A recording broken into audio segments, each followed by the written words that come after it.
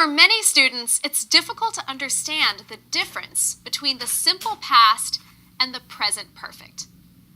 The difference between the present perfect and the present perfect progressive can also be challenging. Let's take a closer look at the differences between those three verb tenses.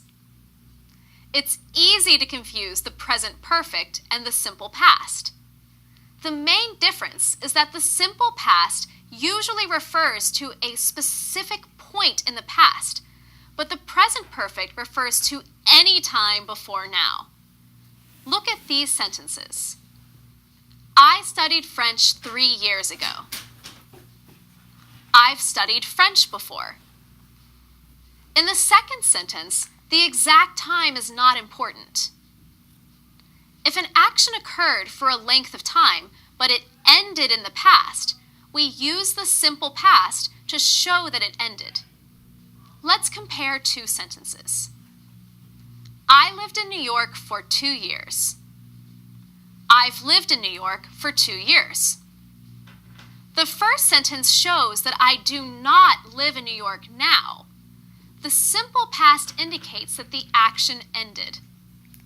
The second sentence shows that I still live in New York. The present perfect indicates that the action began in the past and continues now. The present perfect progressive is similar to the present perfect. Both forms can indicate an action began in the past and continues to the present. In fact, sometimes the present perfect and the present perfect progressive have no difference in meaning. This is especially true for activities or situations that happen regularly or habitually, like live, work, teach, study, wear, or play. These sentences have no difference in meaning. I've lived here for 10 years. Or, I've been living here for 10 years. James has played basketball since he was a child. Or, James has been playing basketball since he was a child. But be careful. The present perfect and the present perfect progressive do not always have the same meaning. The present perfect progressive makes it clear that the situation continues now. Look at this example.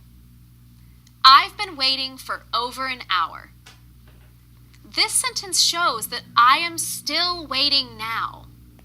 In contrast, the present perfect might indicate that the action has been completed but happened at an unspecified time in the past. So I can say, I don't like that store because it's always very crowded. I've waited for an hour there before. I am not waiting there now, but I used the present perfect because the time is unknown. You've been practicing these verbs a lot. How have you been doing? Has it gotten easier with practice? Great. Keep working. I'll see you again soon.